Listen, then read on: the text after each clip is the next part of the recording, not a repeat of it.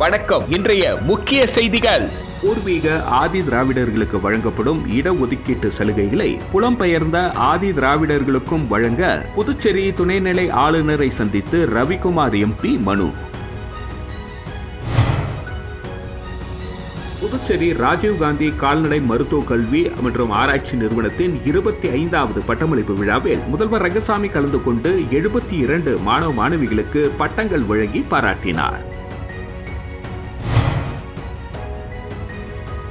புதுச்சேரி கொக்கு பார்க் அருகே கிழக்கு கடற்கரை சாலையில் ஆக்கிரமிப்புகளை அகற்றும் பணியில் ஈடுபட்ட ஊழியர்களுடன் வியாபாரிகள் கடும் வாக்குவாதத்தில் ஈடுபட்டதால் பரபரப்பு ஏற்பட்டது. புதுச்சேரியில் ஜிம் பயிற்சியாளரை கல்லால் தாக்கி கொலை செய்த 3 ரவுடிகள் மீது குண்டா சட்டம் பாய்ந்தது.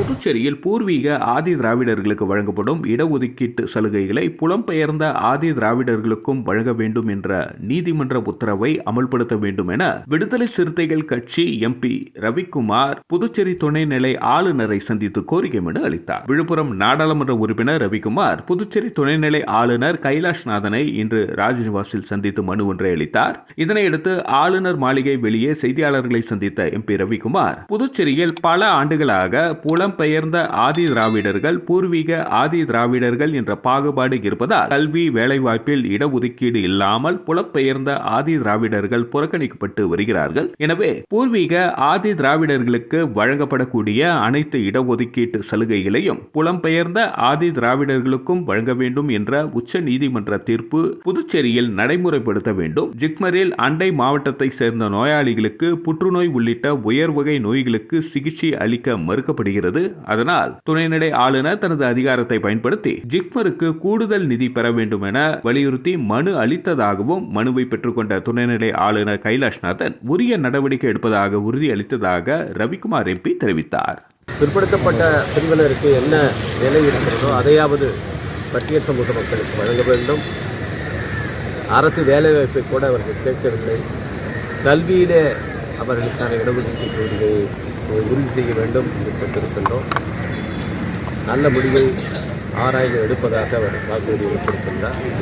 புதுச்சேரியில் ராஜீவ்காந்தி கால்நடை மருத்துவ கல்வி மற்றும் ஆராய்ச்சி நிறுவனத்தின் 25வது பட்டமளிப்பு விழாவில் முதல்வர் ரங்கசாமி கலந்து கொண்டு 72 மாணவ மாணவிகளுக்கு பட்டங்கள் வழங்கி பாராட்டினார். புதுச்சேரி ராஜீவ்காந்தி கால்நடை மருத்துவ கல்வி மற்றும் ஆராய்ச்சி நிறுவனத்தின் 25வது பட்டமளிப்பு விழா இன்று கம்பன் கலையரங்கத்தில் நடைபெற்றது. விழாவில் முதலமைச்சர் ரங்கசாமி சிறப்பு விருந்தினராக கலந்து கொண்டு 72 மாணவ மாணவிகளுக்கு பட்டங்களையும் தேர்வில் முதலிடம் பிடித்த மாணவ மாணவிகளுக்கு பதக்கங்களையும் வழங்கி சிறப்புரையாற்றி இந்திய அரசு கால்நடை பராமரிப்புத்துறை ஆணையர் டாக்டர் அபிஜிதா மித்ரா கலந்து கொண்டு பட்டமளிப்பு உரையாற்றினார். முன்னதாக கல்லூரி டீன் செழியன் ஆண்டறிக்கை வாசித்தார். இந்த நிகழ்ச்சியில் சட்டப்பேரவை தலைவர் செல்வம், அமைச்சர்கள் ஜெயக்குமார், சாய்ஜே சரவணகுமார், சட்டமன்ற உறுப்பினர் அனிபால் கன்னடி மற்றும் தலைமை செயலர் சரத் சௌகான், கால்நடை பராமரிப்பு அரசு செயலர் ராஜு மற்றும் மருத்துவ பேராசிரியர்கள், மாணவ மாணவியர் பலரும் இவ்விழாவில் கலந்து கொண்டனர். இக்கல்லூரியில் புதுச்சேரி மட்டுமல்லாமல் கேரளா, மகாராஷ்டிரா, பீகார், உத்தரப்பிரதேசம், ஹரியானா, நாகாலாந்து, ராஜஸ்தான் போன்ற பல்வேறு பகுதிகளை சேர்ந்தவர்களும் பயின்று வருகின்றனர் என்பது குறிப்பிடத்தக்கது.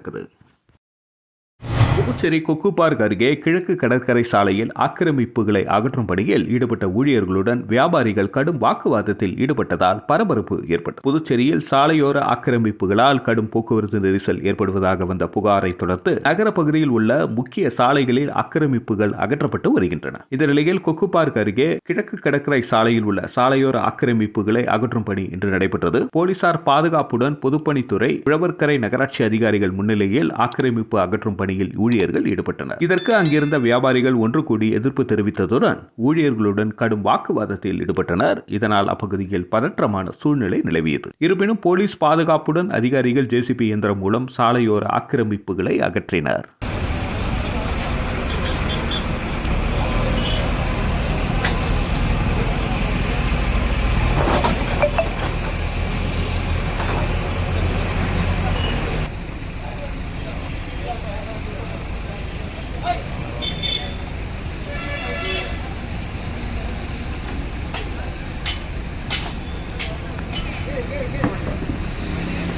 புதுச்சேரியில் ஜிம் பயிற்சியாளரை கல்லால் தாக்கி கொலை செய்த 3 ரவுடிகள் மீது குண்டா சட்டம் பாய்ந்தது. புதுச்சேரி வம்பாக்கீரபாளையம் தெப்பக்குளம் வீதியை சேர்ந்தவர் மணிகண்டன் ஜிம் பயிற்சியாளர். இவர் கடந்த மே 29ஆம் தேதி உப்பளம் இந்திரா காந்தி விளையாட்டு அரங்கத்தின் பின்னால் சென்று கொண்டிருந்த பொழுது அங்கு மது அருந்தி கொண்டிருந்த 4 நபர் கொண்ட கும்பல் தகராறு செய்து மணிகண்டனை கல்லால் தாக்கி கொலை செய்தது. இது தொடர்பாக உதயஞ்சாலை போலீசார் வழக்கு பதிந்து வம்பாக்கீரபாளையம் அசோக், திப்புராயப்பேட்டை கார்த்திகேயன், ஸ்ரீகாந்த் ஆகிய 3 நபர்களை கைது செய்தனர். அவர்களில் அசோக் மீது 5 வழக்குகளும், கார்த்திகேயன் மீது 3 வழக்குகளும், ஸ்ரீகாந்த் மீது 2 வழக்குகள் உள்ளது. அதனையொட்டி மூவரையும் கலெக்டர் உத்தரவின் பேரில் உதயஞ்சாலை போலீசார் குண்டா தடுப்பு சட்டத்தின் கீழ் வழக்கு பதிந்து இதற்கான உத்தரவை 3 நபர்களிடம் நேற்று வழங்கினர்.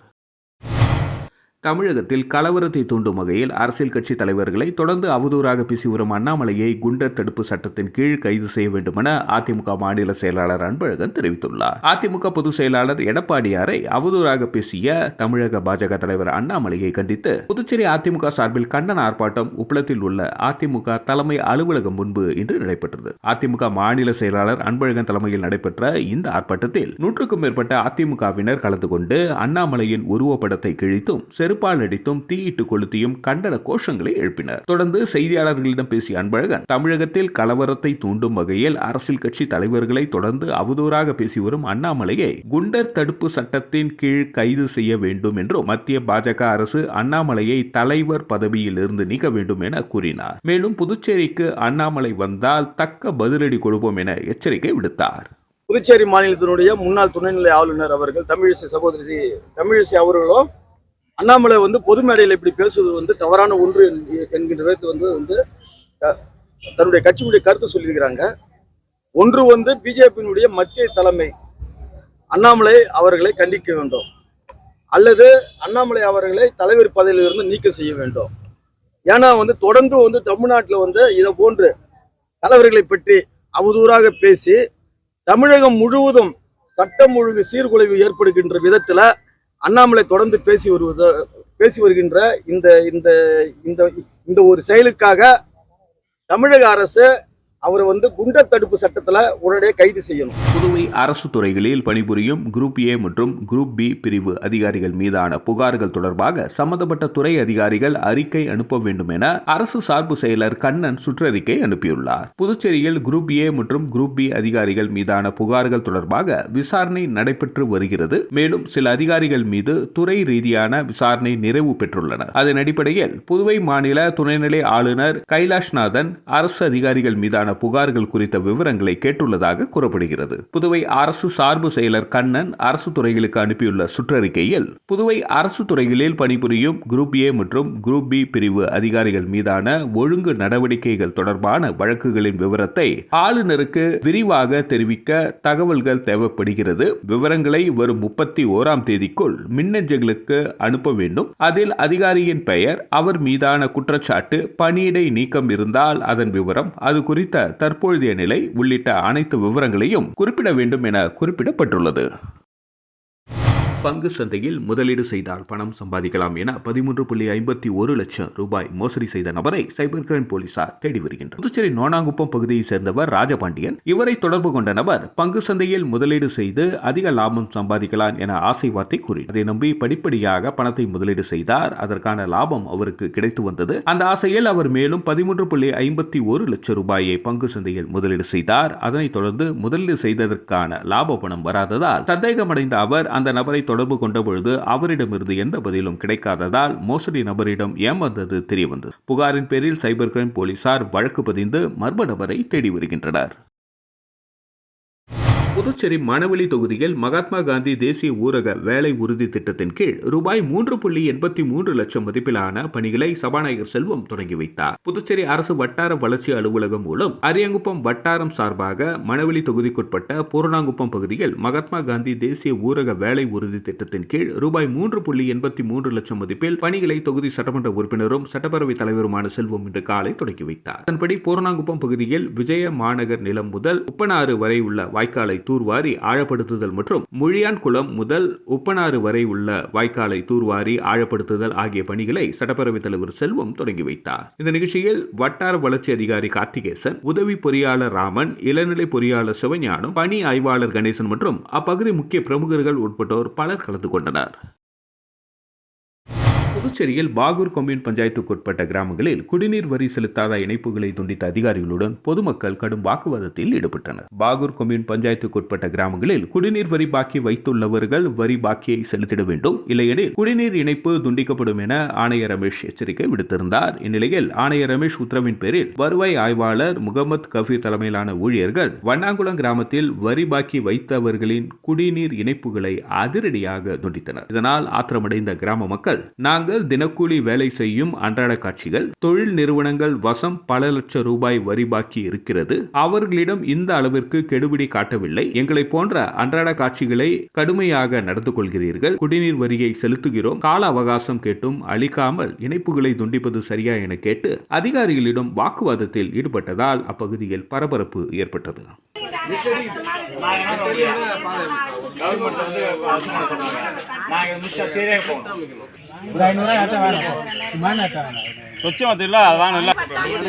புதுச்சேரியில் குடிமைப் பொருள் வழங்கல் துறையில் அமைச்சர் திருமுருகன் ஆய்வு செய்து அதிகாரிகளுக்கு ஆலோசனை வழங்கினார். குடிமைப் பொருள் வழங்கல் மற்றும் நுகர்வோர் விவகாரங்கள் துறை அலுவலகத்திற்கு திடீரென்று வந்த அமைச்சர் திருமுருகன் ஆய்வு செய்தார். ஊழியர்களின் பணிகள் குறித்து தனித்தனியாக கேட்டறிந்தார். அலுவலகம் ஒரு மக்களின் வீண் அலைச்சல், கால விரயத்தை தவிர்க்க ஆலோசனைகள் வழங்கினார். மேலும் துறையை சிறப்பாக நடத்த ஊழியர்களின் கருத்துக்களையும் கேட்டறிந்தார். ஆய்வுக் கூட்டத்தில் துறை இயக்குநர் சத்தியமூர்த்தி, துணை இயக்குநர் தயாளன், அலுவலக கண்காணிப்பாளர்கள், ஊழியர்கள் ஆகியோர் கலந்து கொண்டனர்.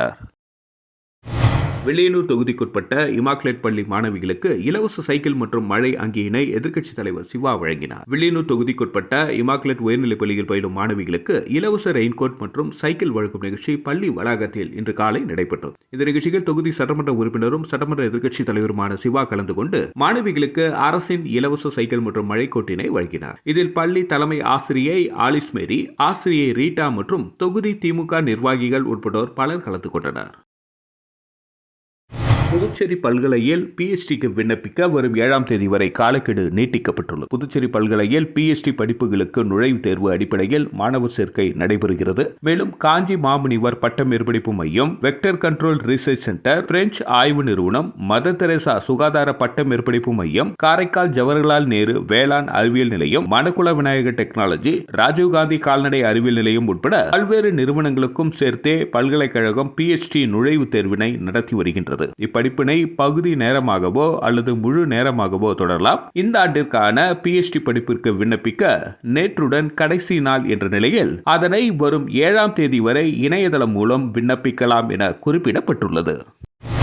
புதுச்சேரியில் உருளையம்பேட்டை தொகுதிக்குட்பட்ட சவரி ராயலு நாயக்கர் அரசு பெண்கள் உயர்நிலைப் பள்ளியில் பயிலும் மாணவிகளுக்கு விலையில்லா மிதிவண்டி மற்றும் மழை அங்கியினை தொகுதி MLA நேரு வழங்கினார். புதுச்சேரி அரசு கல்வித்துறை மூலம் உருளையம்பேட்டை தொகுதிக்குட்பட்ட சவரி ராயலு அரசு பெண்கள் உயர்நிலைப் பள்ளியில் விலையில்லா மிதிவண்டி மற்றும் மழை அங்கி வழங்கும் நிகழ்ச்சி நடைபெற்றது. பள்ளி தலைமை ஆசிரியர் இந்திரா குமாரி தலைமையில் நடைபெற்ற விழாவில் தொகுதி சட்டமன்ற உறுப்பினர் நேரு சிறப்பு அழைப்பாளராக கலந்து கொண்டு தலைமை தாங்கி மாணவிகளுக்கு விலையில்லா மிதிவண்டி மற்றும் மழை அங்கியினை வழங்கி வாழ்த்தினார். இந்த நிகழ்ச்சியில் பள்ளி ஆசிரியர்கள், மனிதநேய மக்கள் சேவை மையத்தின் நிர்வாகிகள் உட்பட பலர் கலந்து கொண்டனர்.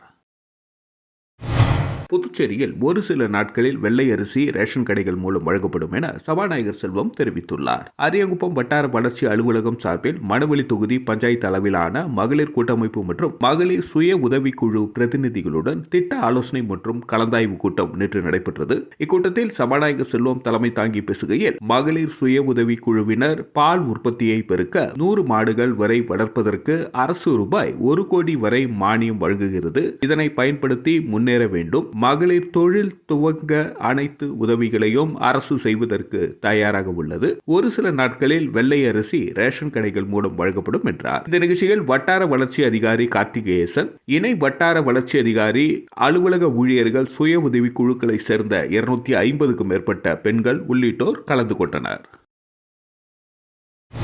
புதுச்சேரியில் ஸ்ரீ ராதா ருக்மணி சமேத ஸ்ரீ வேணுகோபால் சுவாமி சன்னதியில் கோகுல் அஷ்டமியை முன்னிட்டு நடைபெற்ற சிறப்பு பூஜையில் திரளான பக்தர்கள் கலந்து கொண்டு சாமி தரிசனம் செய்தனர். புதுச்சேரி அடுத்த சேதராப்பட்டு கிராமத்தில் உள்ள அருள்மிகு ஸ்ரீ ராதா ருக்மணி சமேத ஸ்ரீ வேணுகோபால் சுவாமி ஆலயத்தில் ஆவணி மாத கோகுல அஷ்டமியை முன்னிட்டு ஆலயத்தில் சிறப்பு அபிஷேகம், அலங்காரம் மற்றும் தீபாரதனை காண்பிக்கப்பட்டது. இந்த நிகழ்வில் ஏராளமான பக்தர்கள் கலந்து கொண்டு சுவாமி தரிசனம் செய்தனர். அதனைத் தொடர்ந்து ஆலயத்திற்கு வருகை புரிந்த அனைவருக்கும் அன்னதானம் மற்றும் பிரசாதம் வழங்கப்பட்டது. மேலும் இந்த நிகழ்வு ஏற்பாடுகளை புருஷோத்தமன், அன்பு மற்றும் ஆலயத்தின் நிர்வாகிகள், ஊர் பொதுமக்கள் சிறப்பாக செய்திருந்தனர்.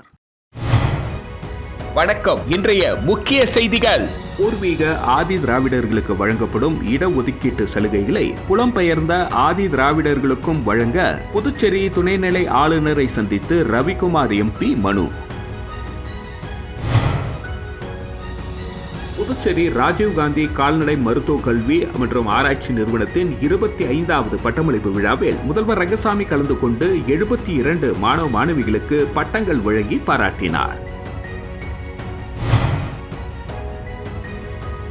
புதுச்சேரி கொக்கு பார்க் அருகே கிழக்கு கடற்கரை சாலையில் ஆக்கிரமிப்புகளை அகற்றும் பணியில் ஈடுபட்ட ஊழியர்களுடன் வியாபாரிகள் கடும் வாக்குவாதத்தில் ஈடுபட்டதால் பரபரப்பு ஏற்பட்டது. புதுச்சேரியில் ஜிம் பயிற்சியாளரை கல்லால் தாக்கி கொலை செய்த 3 ரவுடிகள் மீது குண்டா சட்டம் பாய்ந்தது. செய்திகளை துல்லியமாக தெரிந்து கொள்ள கிரியேட்டிவ் மீடியா நியூஸ் யூடியூப் சேனலை சப்ஸ்கிரைப் செய்து கொள்ளுங்கள். வணக்கம்.